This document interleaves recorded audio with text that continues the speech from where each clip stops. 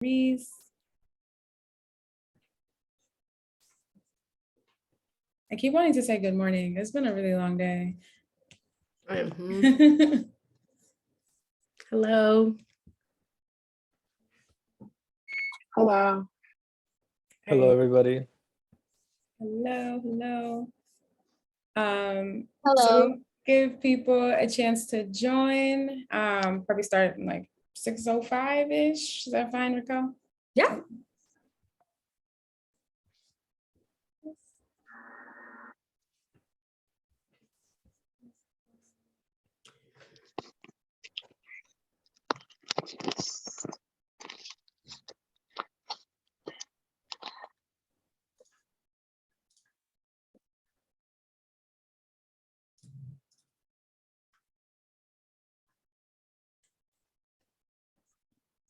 Did anybody get to do something outside today? Yeah, I sat outside when I probably should have been working. I always tell myself like, oh, I'm just gonna work outside, and I'm just like basking in the sunlight. Good, that's right. Yeah, we are all just plants, right? Worth it. Great. Oh, this is nice.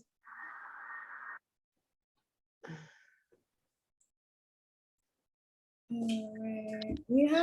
I'm seeing 10 people are signed up. 1, 2, 3, 4 so far.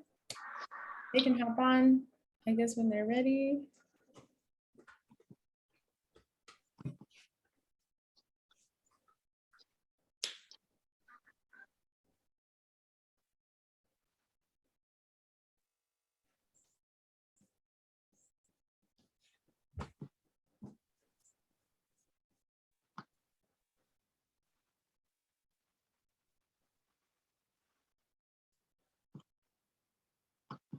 Looking at the interest rate, lots of people interested in the downtown market. Mm-hmm.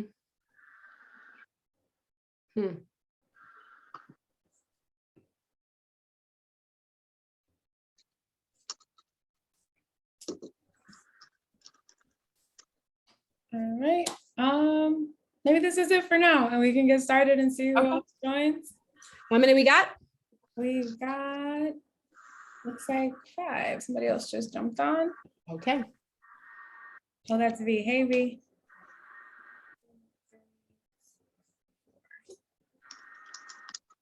All right. Hi. Hello. Hi. I was trying to unmute so fast. No rush. We're good. Good to hear your All voice. Nice to see everybody. Raquel, I'm gonna stop talking and No. take away. Well, no, why don't we go? I mean, there was a lot of hands in the pot who made this possible. So do you want to, introduce yourself? Sure. Yeah, I should, right? Since most of you That's probably right. don't know who I am. My name is Takina Pollock-Schaefer. I'm the director for the Bridgeport Farmers Market Collaborative. So whichever market you end up at, you will be seeing me. All right, Raquel? Hi, my name's Catherine. I am the farm manager at Reservoir Community Farm. We host one of the collaborative farmers market, and that we are part of the nonprofit Green Village Initiative, which is a nonprofit here in Bridgeport that focuses on food justice, and we're helping to put on this vendor training today. Thank you all for joining us. That's right. And thanks. Yep. There's many hands who made this possible. So, hi, everyone. I am Raquel. I am a small business owner. A Pinch of Salt is my company. And I work for the collaborative in terms of doing outreach and doing vendor trainings like we are presenting tonight. I will speak a little bit about my own experience as it fits in with this conversation tonight, but I definitely want to know who's in the room. So if you can please introduce yourself, your name, your business name, how did you hear about the vendor training as it says on the slide, and what are you trying to obtain from tonight's meeting? So I don't care who starts, but please jump in and start introducing yourselves, please. I'll go first. My name is Charisse. I actually know of you through Jalissa. I used to work with you. Yes. So I'm basically here because I am, thinking of certain products to try to make, and then I just want to know what the process is in order to be a part of this. Beautiful. Yeah. So that's why I'm here. Well, pleasure to meet you, honey. And then when you say products, I mean, that can be a lot of different things. What Oh, so food or natural like holistic remedies and like natural body products. I'm very into that. So yeah, that's what I'm thinking about right now. Okay, that's good. That's a great start. Well, thank you very much for joining us. Yeah, Definitely. and did you, Thank you. were you signed up for the vendor training, just to make sure I have your contact info? I believe, I mean, I sent an email Okay. and someone responded to me, so I'm not sure if I did the proper steps. Oh no, that's okay. As long as I have your email. I think that must have been me. Yeah. Oh, yes. So it's Cherise0608@gmail.com. Gotcha. Thank you. Thanks. Thanks for being here. Of course. Next. Hi, everyone. My name is Shakima Romero. My business name is Sugar and Spice Me. I make Caribbean flavored desserts, treats. I also make vegan sweets. I also make organic, homemade, all-purpose seasonings. So I moved to Bridgeport last year, and I just would like to kind of get to know the area. And I found this by basically doing a Facebook search for farmers market, and this popped up. So I reached out to someone, and they sent me a form. So just trying to find out how to actually get into the market, as well as get to know the area and the different things that they have in the community. Well, welcome aboard and welcome to Bridgeport. And we'll get to a couple of, a lot of those questions tonight. So it's right on time for you, huh? So pleasure to meet you, honey. Anyone else? Hello, everyone. Hey. My name is Dylan Mary. I connected with GVI 2 years ago. I think I met Catherine, Ellie. Hold on one. Sorry about that. And I am actually located in DC, Washington, DC right now, where I'm studying urban agriculture, but I'm planning to move back to Connecticut to the Newtown area, but I wanted to connect with other folks doing regenerative agriculture and kind of get a reconnect with you all. So that's why I'm here and excited to learn. Well, thank you very much for joining us. Thank you. All right. Good evening. My name is Jacqueline Kowalski. I'm a new faculty member with UConn, and I'm here tonight because in partnership with GVI, we are offering an urban farmer training program starting in May. And it is our hope to be able to table and sell at the Reservoir Farmers Market. I'm here just to make sure that we are complying with all the rules and regulations, and also to meet everybody as well. Awesome. Well, thank you. All right. V, I think, are you the last one? Not last, but not least. Definitely. I'm driving right now, but I'll go ahead and quickly share. Hi, everybody. My name is Latavia. I go by V. I am a community gardens intern at GVI. GVI rolled up deep tonight, I see, which is really great. I met you, Raquel, through GVI. You're so awesome, and Sakina as well. I'm here for a couple of reasons. I do want to get back into making my own handcrafted products, and then I'll also be a part of the Urban Farmers Training this year. So I'm excited to be a participant in those tabling for the Saturday markets. So I'm excited for all of this. Thank you so much for providing this training. I appreciate it. You're welcome. Hopefully it's the first of many to come. So continue going on. Awesome.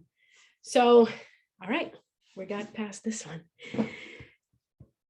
I'm not going to necessarily read everything. I mean, I'm going to give you guys time because this is your first time seeing the slides, but basically, so I know there's a group of us, but I was fortunate enough to start with the collaborative back when it was just a couple of people sitting at the table, trying to figure out how to jumpstart farmers markets in Bridgeport. And we originally had 2 farmers markets here, one at St. Vincent's And then we had the other one in the East Side Farmers Market.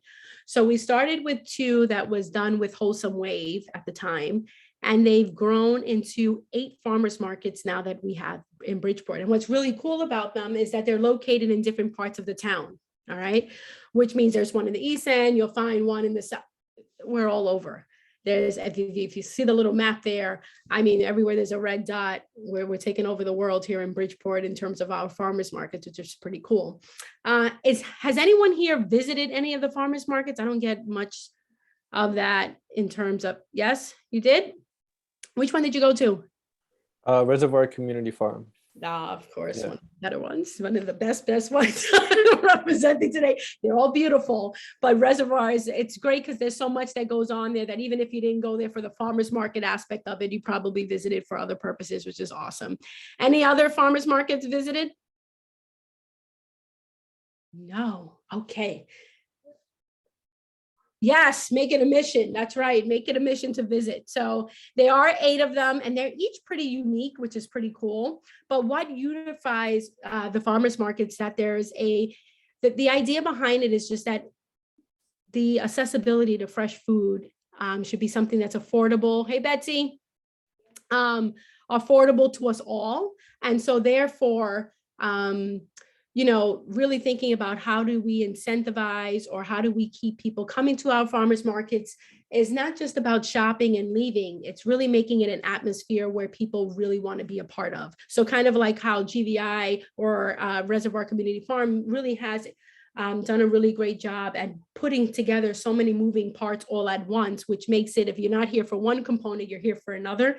The farmers markets have done a great job in doing that too. So there's an idea of like coming to shop, but also get to know your farmer, listen to music and see art being done, and kind of seeing little tasks and activities that are happening for kids, at little tables. So there's a lot that happens at these farmers markets besides just buying vegetables and just leaving home, which makes it really a really fun spot to be in, regardless to which market you go to.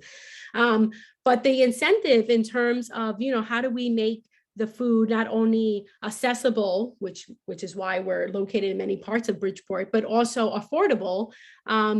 We accept many different forms of payment, right? So a person not only can pay cash or debit or credit, but then you can use your EBT card or your WIC checks or senior checks, or even something that's called Bridgeport Bucks, which is another form of payment, if you will, where sometimes if you participate, let's say in a cooking demo, or you're at a location where I might be doing outreach, those bucks are given for participation. And therefore, not only do you receive $5 increments to go shop, it's to bring you to the market then and actually use these Bridgeport bucks to buy fruits or vegetables at the farmers markets. So what's really cool is not only do we accept all those forms of payment, but if you're using EBT, WIC, or senior checks, we are actually matching them dollar for dollar at the farmers market. So that what that means is if someone comes in with, let's say, a $3 senior check, we will match it dollar for dollar. So you get $6 worth of fruits and vegetables from that one purchase, which is really cool. And it does not mean that that person has to specifically use it at that market. They're able to use it throughout the 8 markets. And they don't have to spend it all that day. They can, choose to, shop maybe today and then get something else somewhere else on another day. So it's really great because what we find is that when we incentivize, especially those forms of payment, people spread the word and we receive a lot of, people on the ground coming to spend their money and spend their checks and really take advantage of this incentive. So the farmers market, at a bigger thing in terms of the collaborative, are a group of people who are each representing a farmers market here in Bridgeport, but they come together so that there's a shared incentive in terms of like that snap match and the WIC and the checks in terms of that, but also providing a safe environment where people can shop comfortably, right? So there's a lot of thought that goes into how do we not only invite people to the market, what entices people to come to the market, and how do we make it an experience that they leave and then want to come back, and try other markets, right? So we're in support of one another. It's not a form of competition. It's just a way of kind of like really thinking of the bigger goal here, and it's getting people to come out and shop. So as vendors, so I was a little bit about that. Well, in terms of the, the food justice thing, it's always something that's in the forefront of everything that we do, right? It's about how do we make people feel safe and comfortable? How do we make them feel a part of the environment that they're in? And so these farmers markets have really changed over time in trying to tweak what they currently what they once had, and really adapting to what people want to see. And so we've gained, more vendors that are representative of the community, which is fantastic, right? Like having more minority small business, having women more at the forefront, seeing our farmers go from, what we might picture in a coloring book once upon a time as children, to really seeing young fellows, kind of have this real urban community driven, like, I don't know, spunky type of like people at the, selling fruits and vegetables that you might have not thought of as a farmer. I think of Ellie from Green Village Initiative, from Reservoir Farm, or Catherine even, they don't look like the typical farmer if we were to have thought about what a farmer looks like once upon a time. And it's really great to kind of see different faces taking on those roles. So that's kind of what we're trying to make sure that, we're representing the community, but we are the community that we represent, in other words. All right, cool. Let's see. Yes, so there are these 8 different markets. 2 of them are located in front of hospitals. So there's St. Vincent's and Bridgeport Hospital. One is in the old health department in the east side. Reservoir Community Farm is a farmer's market. And then there's one in Stratfield, right in the park, right over by United Congregational Church, where they're at, which is on Stratfield Market. That's corner of Brookline and North. That's it. Perfect. So, we're kind of all, and I'm missing Alliance is now a new market as of this year. So each one of them have a lot of traffic, and it just depends on, as vendors, when we're putting on the cap of saying, I want to sell at a market, and you're thinking about which market kind of best fits you. I tell you as a vendor myself to really think about not just to think about the community that you are planning on being a part of, right? So like the downtown farmers market has a lot of businesses in downtown Bridgeport where they frequent the market. And so you get that type of traffic. But then the Stratfield market is on a Saturday and has people who are, again, in a different part of Bridgeport coming through, but other people travel. And it's a nice leisure type of market, right? People coming in Saturday from doing errands and kind of seeing. So each one has their own kind of, community that comes out, huh?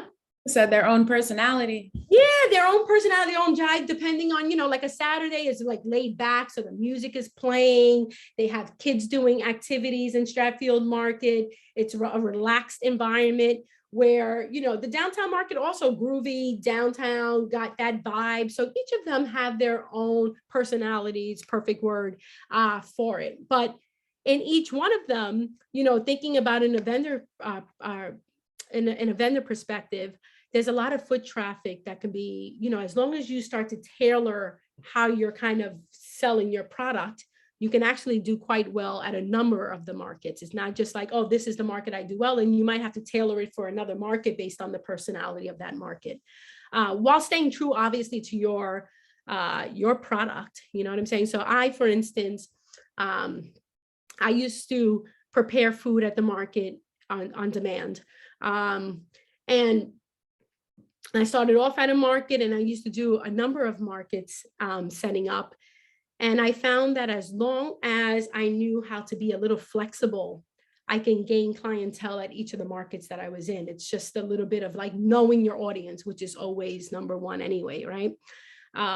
So just understanding, who's coming out there and doing it. And then there's the same thing, what you get from being with the collaborative, there's a benefit of you know, because the people who make up the collaborative have in mind of supporting small business and really, you know, kind of jumpstarting business and kind of supporting us, there's the benefit of having someone who will advertise, you know, what products are at their market, or kind of like really try to support your businesses even from within the market, which is nice, you know. And a lot of the vendors who might be at one market make it to different markets because of the fact that, you know, they develop relationships, and all of a sudden you develop a relationship with another market and you start getting enticed there. So it's really nice that there's a support system that is in both ends, right? It's the vendor supporting the market, but the market also supporting the vendor, which makes it a really nice relationship. All right. Can I jump in real quick, Raquel? Of course. That's kind of where I come in. I think sometimes people are confused, or like, who is she? Why is she talking to me? So I'm the director for the collaborative. So I'm kind of that communication between the markets. And Raquel will come in and do her food demonstration at all 8 of them. So orchestrating that. And I work with the program coordinators who will handle the snap matching, they'll handle the Bridgeport bucks and things like that. So, and our social media, I do that too. So I'm kind of behind the scenes doing a lot of different things. Yes, it takes a village for sure, for sure. So thank you. Yes, so that, I think, any questions thus far? Because I know there's a lot of information we're throwing at you and trying to give some background, but I don't want to overwhelm. Are we okay? Yes. Good for right now.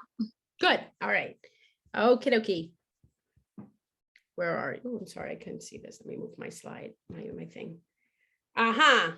So yeah, there's a certain talking about, so yeah, it's about providing access, quality, variety, and that's at the very basic things that we need from someone who wants to actually vend at the market. Oh, thank you.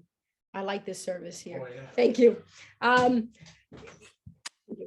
When we're thinking about vending at the farmers market, there's a set, not only is it, you know, about making sure that we're accessible and we're also in line with the values of the farmers market, and along with those values is actually what you're bringing to market, right? We all have certain expectations, and each market basically has one general type of application, if you will, more or less, of certain credentials, which we will go into about what you need when you come to market.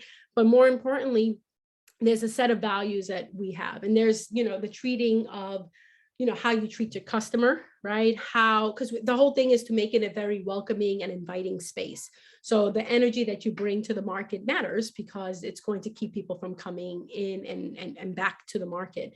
But it also builds your clientele, obviously, right? So we want to be the best foot forward, but also the product that you're preparing. You know, a lot of the vendors that already exist, you know, we have, you know, food vendors, we have artists, we have, you know, people who are making product, you know, similar to, you know, either shea butters and stuff like that, or it can go elaborate, you know, into, you know, pickling and other food products that can vary greatly. But there's a level of integrity and product quality that is really cool to bring to market, right? We want to make sure that it's in line with, you know, treating, you know, as much when we're thinking about seasonality at the market, or what is it that we're utilizing? How do we utilize things that are already at market, right? Like, so that you're not, let's say, like a hot dog vendor is what let's just think about that. A hot dog vendor may not be, I don't know, this might be just my opinion, but when we're thinking about a hot dog vendor, and I think about a New York style food hot dog vendor, that might not necessarily match with the collaborative. Now, if this hot dog vendor is doing some really cool picklings from, you know, fruits and vegetables from the market and adding them as phenomenal toppings for the market, and kind of in line is what the whole point is with what the product that they're giving, and the product that the farmers markets kind of value and want to kind of see at their markets have to kind of come together in this way where it makes sense for the market, right? Because otherwise, if you're selling something like a bag of chips, and they're just chips and Doritos and nachos and things like that, we're thinking about healthy food. We're thinking about ways that, you know, people know where their food is coming from, all of those values in the market, right? So, you know, whether we had coffee vendors, I used to make omelets at the market, you know, but I utilize eggs from the market, right? Like fresh eggs, or I utilize fresh fruits and vegetables in the cooking demo so that it's in line with it. So that's what you're just thinking about with what the product is. Your product right for the farmer's market? We might have a bunch of products, but there might be one that's really just, you know, right there with one another. And that's the product that you kind of want to push at the market. All right. Perfect. Cutting you off. And we try to limit competition too. So we won't have like 2 coffee vendors at the same market. So some of that might play into your application and placement too. Yep. Cool. So here are all the days of the week. So we pretty much have farmers markets for every day.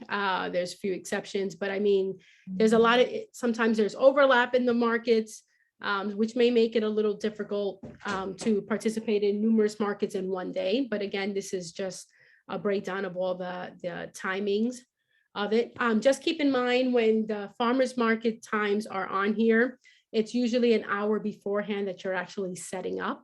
So it's not just to say, oh, 11:30 is St. Vincent's, I'll set up at 11:30. No, they're normally a call in an hour beforehand to set up, because, and we'll go into what you need at the market, but just understand that. And the same happens with closing. So at 4 o'clock it closes, it does not mean you're out there at 4 o'clock or 3:50. You are probably going to be there at the earliest, leaving 4:30, right? Because you have to break down your stuff and kind of clear up and be gone. All right. Oh, and most markets start around mid-June and they end, I would say, through October 31st. Varies some week, you know, in between there. Sometimes they extend it a little bit longer, but just know that that's the time frame of our farmers markets. Cool.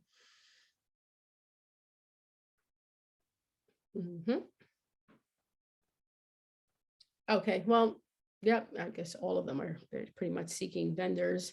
Yeah, everybody except the hospitals, they're just farm stands, so they don't added anything. Perfect. All right, so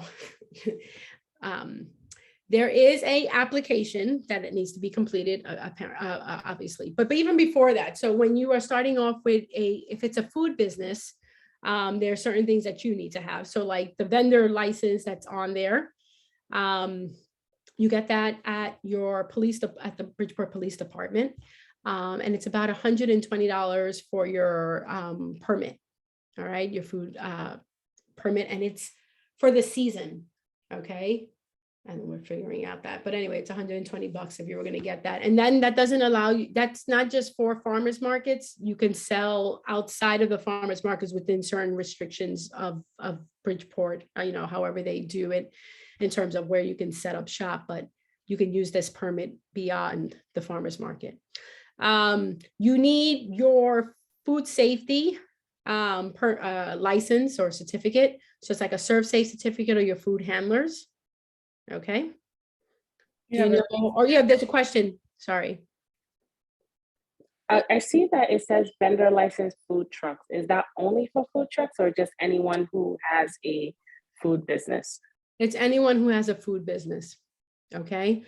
And there's licenses for just like a one-time or 3-day license, but I find that I think it's like $60 to $75 for a 3-day when it's $120 for the whole season. So, you know, if you're thinking about, you know, running an event here, you know, being a part of the farmers market, it might make more sense to just do a full season of the work. Any questions in terms of your food handlers or serve safe or what those are? Mm-hmm. Well, as part of the cottage food license, you have to do the food safe. So that should be all right, right? Yes, as long as you do have a valid, because what the farmers market collaborative or each person who runs the market is going to be asking for is some insurance, is going to be asking for your food handlers, and is going to be asking for your permitting of your vendor license. All right, the very most along with your application. Okay, so any questions on any of these things, like how, you know, where to get anything, or how to get a food safety license or permit? Okay, sorry. It would just be any type of insurance that like You know, I know they have like Next. They also have, you know, those, any of those will suffice. It is basically, so when you're thinking about your company, you know, is your company incorporate like not doing business as, but are you a legal entity in terms of that, right? You are? Okay, you're on mute, so I'm just go ahead. Yes, I am. I'm like a sole proprietor. Awesome, congratulations. So yes, in terms of your licensing, so basically you will get a certificate of insurance and then just make it out to the farmer's market that you're doing the work at, so that they are the person on the policy, you know, on the certificate. Okay. Raquel, can you clarify if you're a produce vendor, do you need ServSafe? Nope. You know, Okay. no. I'm sorry. I think you don't need it. No, you don't need it. You need something different. The Farmers Market Nutrition Program certification. And they actually did all of their trainings for the year, but we'll be able to put you in touch. They always do some that are closer to the season because people are busy and miss it. So the FMNP certification will allow you to accept WIC and senior checks. And to be able to accept SNAP, as long as you're at the market, you don't need to do anything because I handle it all. But if you're going to accept SNAP somewhere else, you'll need to get a food nutrition service number. It's a lot of acronyms. So yeah, if you're selling produce, you do not need any of these. Okay, thank you. All right. Insurance, maybe. I gotta check on that. Do you need insurance if you're selling like the body butters and things of that nature? Huh. I want to say no. I know candles things that are consumable. Excuse edible. Me? I said I think only things that are edible is my understanding. And I'll have to check with the Department of Health. Like product liability, I think that's what it's called. Is that necessary? Should that be something that I get if I'm deciding to do like candles or anything like that? I would think about it because, you know, in terms of anyone breaking out of some, you know, like some type of reaction towards something, especially that a lot, from what I assume, like for you to gain clientele and start marketing, people are going to sample your product, right? Correct. And so you want to be, I don't know, I'd just rather be safe than sorry, you know? No, definitely. Okay, awesome. Okay, you're welcome. So the vendor license, again, there's applications at the police department. All right, you can just pick that up. Actually, I scanned one so I can share it with Takina with the most recent one, which has all the pricing and everything else so that, you know, you guys can have it already and you can just print it and, or at least look over it and see what you would need and understand the pricing and what they're asking for. Cause like passport photos, you know, like they ask for your, you know, couple of little things to kind of get your licensing together. And these are things that you need to do sooner than later because you want to have it ready for the applications, you know, because June is the start time of these markets for the most part. All right. So that's it in terms of that from what I understand, as long as everybody's okay. So what you're thinking about, which is important, you know, is, you know, trying to understand, you know, where you would like to vend at, but you know, as a vendor, you're thinking about also the type of payments. Remember, the more payments you accept, the better it is on all fronts. And some of us, like for the farmers, they're able to accept things that we as vendors may not be able to accept, like EBT is kind of a tricky one. WIC is obviously tricky. So that, you know, but we do want to come equipped with stuff like Venmo and Cash App and PayPal and who else am I missing? Or Zelle and other forms of payment that you might want to be able to accept at your market and making it readily available. But that's that. Any questions thus far? We're good. Just one more question. Okay, so you said that the vendor permit is located at the police station, so you just basically go there and say, I need a vendor application? Yes. Okay. Okay, and then, but again, I have it. I have this one, which saves you because I just made the same trip. I will share it I'll share it with Takina, and Takina will, you know, she'll follow up, or Catherine, you know, both with the actual application.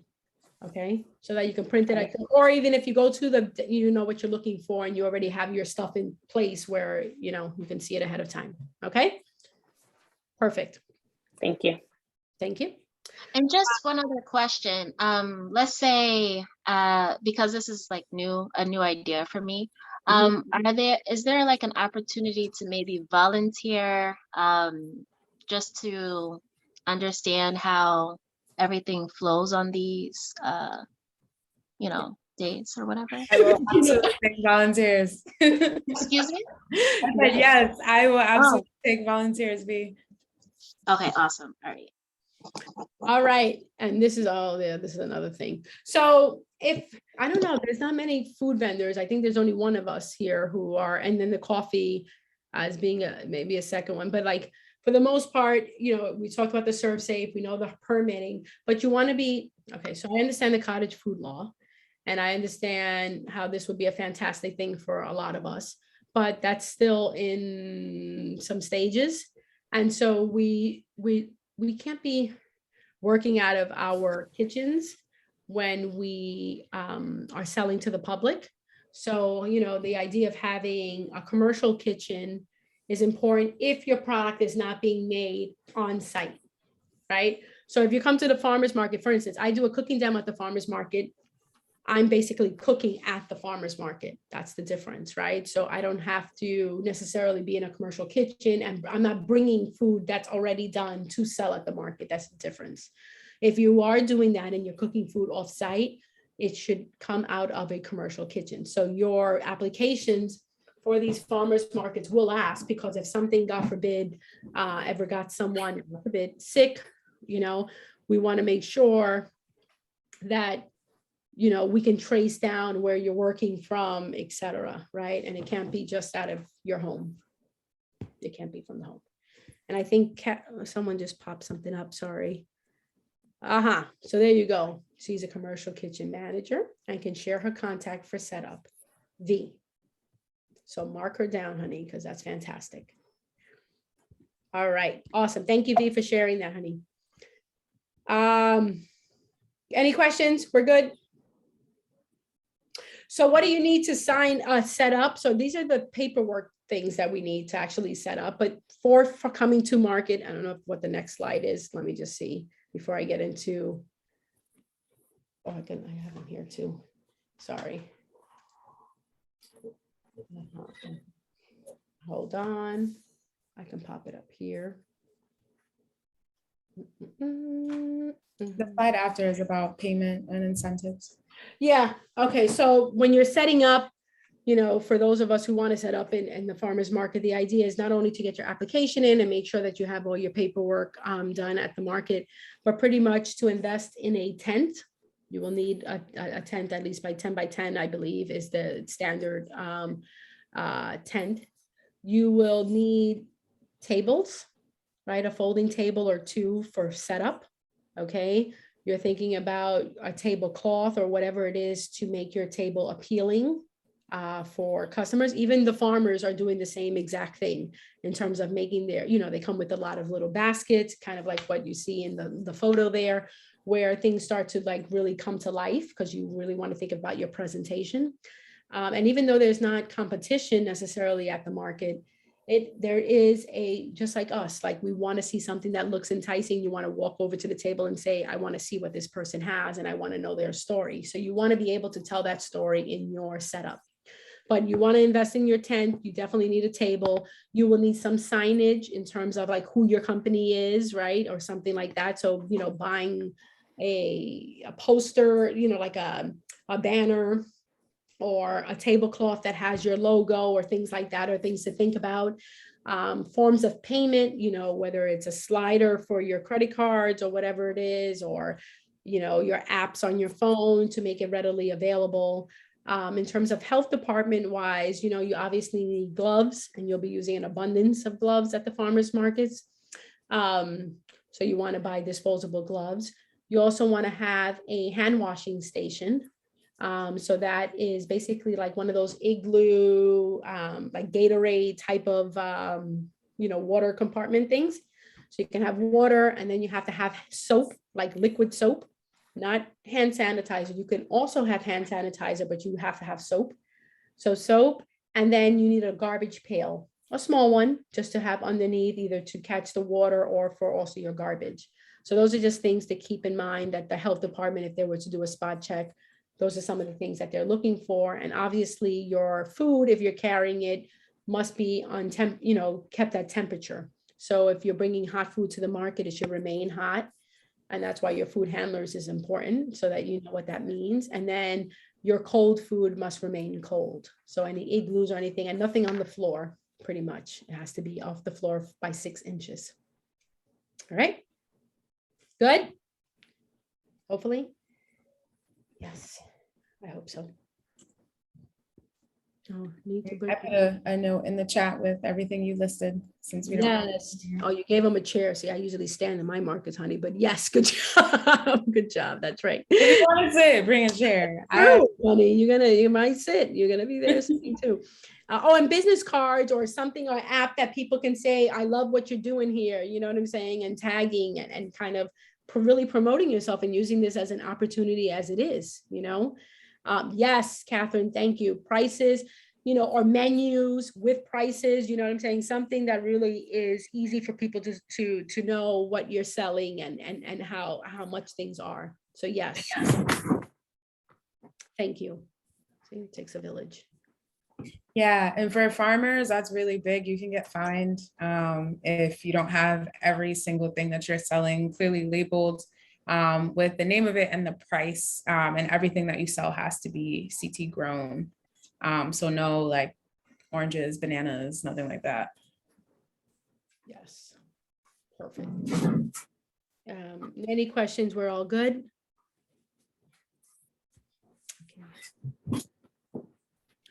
Okay. So yep, I spoke about the incentives. So Bridgeport Bucks, SNAP, FMNP is just the WIC checks and senior checks. We like acronyms. But yes, all of these things are being matched or doubled in 2022. The reason why it's specified in 2022 is because some years there might be a little bit of a deviation in terms of that. But as of this year, we're matching everything pretty much in terms of the SNAP, the WIC, and the senior checks. Yeah, that's really exciting. We got some funding, so we should be able to do this through 24, I believe. Wow, that is fantastic. Yeah. That's fantastic. Yeah, we've been busy. Yeah. All right, you want to keep going? Yep, honey. Yep. So I talked a little bit about the Bridgeport Bucks, and it's the way that the collaborative kind of comes together and does get sponsors, and we kind of think about how can we get, like 1 year, the health department, bought a couple of vouchers, or the hospitals buy vouchers to give to their patients, so they can sponsor us, and it's really great because it brings people to market. And again, they're giving out during community, the demos, any type of, like when I do, sometimes I bring kids from the YMCA or other things to market to kind of bring them in and let them tell their families about the farmers market. So any of those would receive Bridgeport Bucks for participating. So yeah, they're really cool. And they're normally in $5 denomination. There's been, some up, sometimes a little less, but the average is $5, which is great. Oh, and that can go to any of the fruits and vendor, the fruits and vegetable farmers, vendors, period. Yeah, if you can buy it with SNAP, you can buy it with Bridgeport Bucks is usually the rule. Mm-hmm. So good. All right, and then, yep, whoops, I opened up the chat by mistake. So yeah, so for those of us, for SNAP, things you can buy, even though it says like, it can't be anything that's kind of ready to go as food. So any hot foods ready to prepare. Bread is funny because it can't be sliced bread. It can only be whole bread. It's interesting. Fruits and vegetables are go, meats, fish, poultry, dairy products. So none of our prepared food, like if I was selling an omelet at the farmer's market or fresh salad, none of that I can't accept food stamps or EBT, SNAP, or any of that towards my purchase, towards my my services. Okay, but obviously the farmers can, and anyone who's selling whole products. So we have one vendor, for instance, who sells like pies and cakes and things, not cakes, that's not really true, but like I'm thinking of Heidi's products. So sometimes there's places where you can, if it's a bread, you understand, and depending on how the bread is served or sold, but other times then it might not happen, so it just depends. No ready to eat products. That's it for this thing. I think it's mostly for farmers, I would say.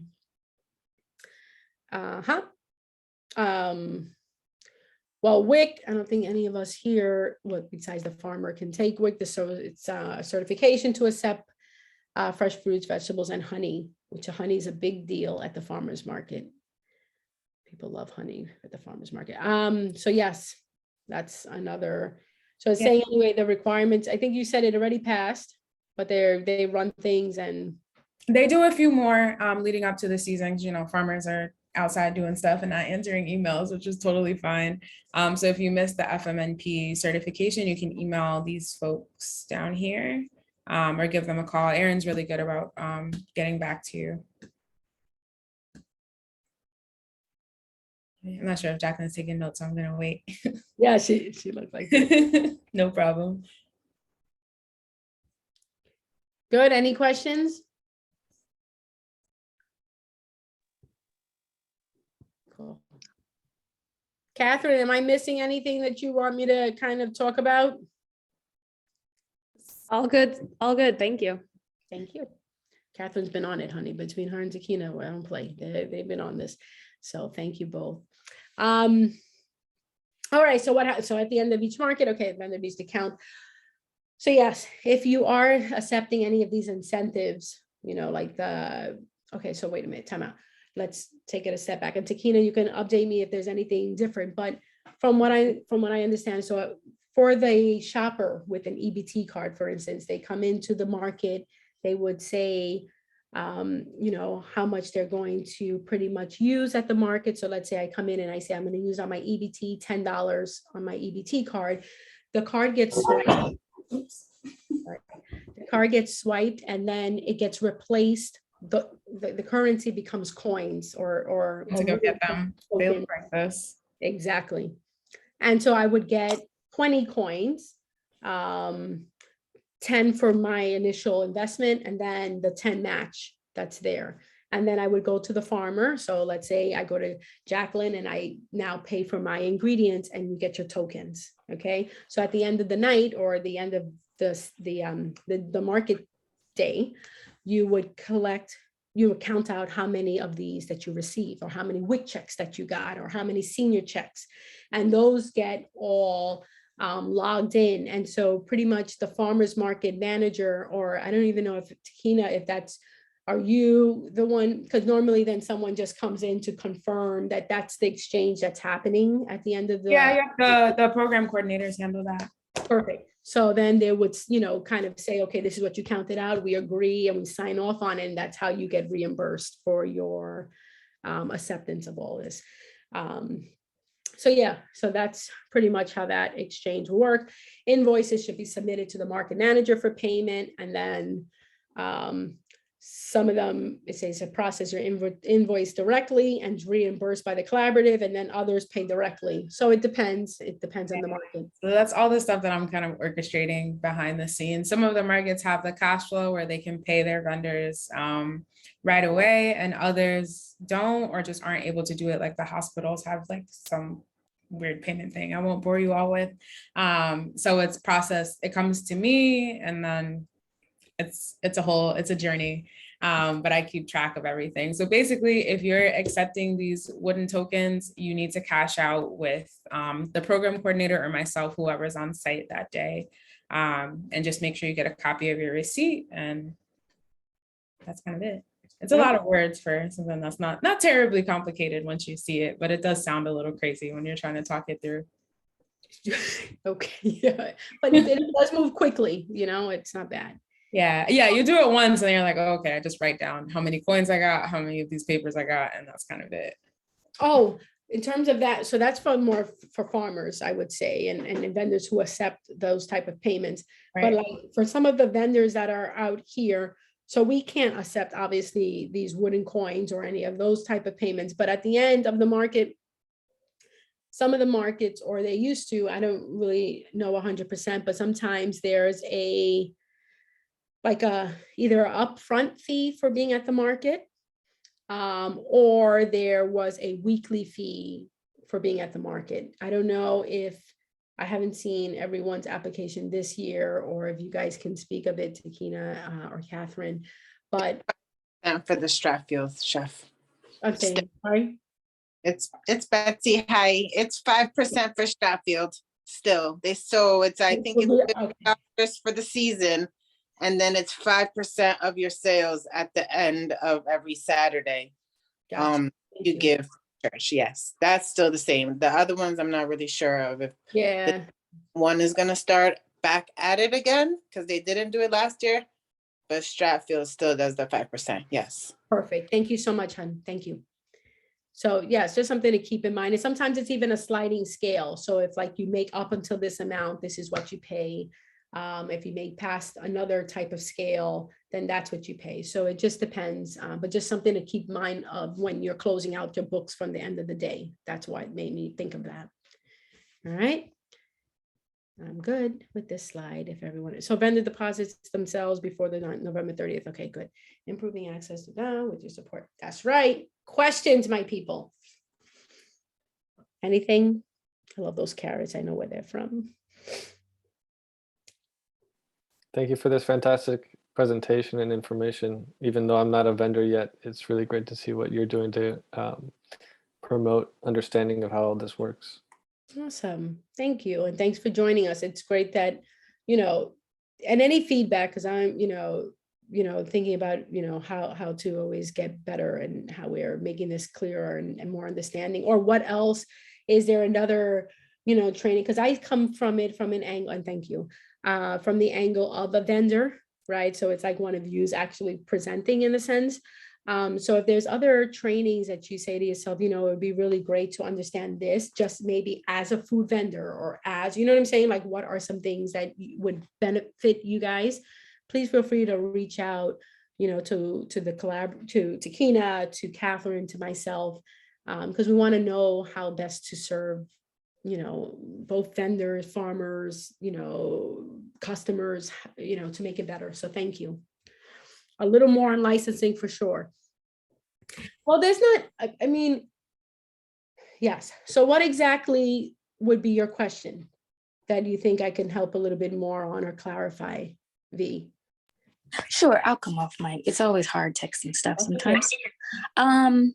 So for me, I will be focusing on handcrafted items, like such as knitted items, candles. I know someone mentioned candles and bath and body products. So when it comes to that insurance piece, like, do I need a policy up to $1 million? And or do I really like? Yeah, I do think I need to be licensed because, like you mentioned before, that person contact of a product. So I would personally would like a little bit more guidance on that, and then where I can get a insurance on that piece, because this is, I believe that will be different than food licensing. Yeah, so I can give you, and there's an insurance broker, if you will, that I use that I'll be very happy to share with you. And it doesn't hurt to touch base and kind of, even though I'm coming from it from a food perspective, but they insure different types of businesses. It's not just me. And I'm looking it up, so sorry. So it's Sterling. Hold on, I'm looking this up right now. Sterling, Lisa. So it's Marshall and Sterling. Let me see, there's a group chat here. I'm going to put this in right now, Marshall and Sterling. And so what happens is that you define or you talk about the type of business that you have, and then they will send you people who cover that type of business. Okay. And then they will let you know, as a small business is what you recapped at, and it gives you a little bit more info. So maybe that would be helpful. Yes. Beautiful. Yes. That's good. All right. So that's sometimes the city changes stuff up a little bit on the markets. So if it seems like we're not sure, because we're not. And we just need to make sure with the city that the way we did it last year is the way we're doing it this year. I know with COVID, things were a little weird. This is only going to be my second season with the collaborative. So just making sure that we're doing things correctly. And I'm sorry, because I didn't, come in it from a, non-food vendor way, you know what I'm saying? So I'm sorry that I did. However, there are some food vendors, non-food vendors that I can contact. So any information that I do find out, like maybe who they're using, I will definitely forward it to Takina and Catherine. Okay. So it's that, because it's good to know, period, so, all right. Hopefully that's helpful. Any other questions, guys? Any questions, comments? Reese, how are you feeling there, kiddo? Great. I really appreciate this meeting. I missed the last one, but a lot of information that I wasn't aware of before starting. So very, very helpful. I do want to, end up volunteering if possible this year. And we'll take it from there and start this journey together. Right. That's right. Well, thank you. And look forward to seeing you at the market. And Shakima, are you good, honey? Take off your mute. Yes. Yes, I think you guys, it was very informative, just basically someone who never really knew about all the different options and markets that they have and coming into it. So it's definitely something I will, keep in back in my mind and have as an option. Good. Thank you. Good. May I ask those of you, are you guys at the part, where are you? And maybe we should have asked this in intro, but where are you in your business? Is this at the very beginning that you're just starting, with pricing and stuff like that? Or have you been in business before and worked at other, a storefront or anything else? Or is this new, you're just launching your things? Me personally, I'm kind of just getting started into my business. I've worked as a chef, I've done other things, but my own personal thing, I've never really been a baker. So this is new for me. Baking is completely different from cooking. But I've done a few other different pop-up shops here and there. So, but I'm still a beginner. So I'm still learning about the different markets and different wants and needs that everyone is asking for. Gluten-free is big in one area, and in the other areas, I don't really care what it is, just give it to me. So you're definitely learning about that. So that's where I'm at. Awesome. Thank you for sharing. Thank you. Awesome. Betsy, was it helpful for anything? I know you know this like the back of your hand.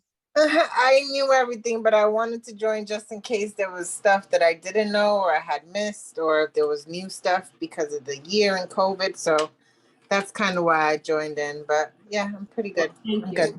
And guys who don't know Betsy, because she wasn't here for the intro, she is Betsy's Empañada. So she now has a food truck, and she started at the farmer's market, just tent and table, and has worked herself up to a food truck. So, there's definitely opportunities, and it's really awesome to see small businesses like hers really flourish at the farmer's market. So there's room for all of us, and really thinking about, how to get to market. And again, this isn't the last you'll see of me. And feel free to reach out with any personal questions in terms of mentorship, because I think one of the things that make the collaborative so great is that there's a desire to see other businesses really grow from it. So feel free to reach out. All right. I hope you got something out of it. It seems like we did, even with me rattling off. And I thank you all for the opportunity to speak with you tonight. And I'm sorry that I couldn't be of more help in terms of the actual farmer perspective of it either. But I hope you. Because I got that. It's the food. Yes, that's right. So thank you, Takina, for doing that. I appreciate you. And Catherine, you both were phenomenal, as we know. So thank you all. Jacqueline, are you feeling okay? Yeah, good. Well, thank you guys. I don't know if there's anything else, anything, but we're good to go. Thank you guys. Thank you very much. Thanks for coming, everyone. One question was in the chat, I'm sorry, was when would the applications be ready? We don't have like a hard and fast deadline, Right. but I would suggest April 30th, just to make sure you're front of the line. I mean, the season at May is kind of crunch time for a lot of the market managers. So if they know who they're working with in April, I think it just gives you better odds. So you can expect to hear probably maybe give it like 2-3 weeks from your application on like what's going on. But you'll hear directly from the market managers. So in your application, you'll mark like whichever market you want to be at. I'll send it to the right person and then they'll reach back out to you. But if you have questions or you're not sure what's going on, you can reach out to me too. And that's the Bridgeport Farmers Markets at Gmail is how you can reach me. Thank you. So good night, everyone. Oh, should I put my email in there just in case? But Catherine, you'll Thank send you so much. Have a good night, everybody. Bye. have a good night. Thank you. Thanks. Bye.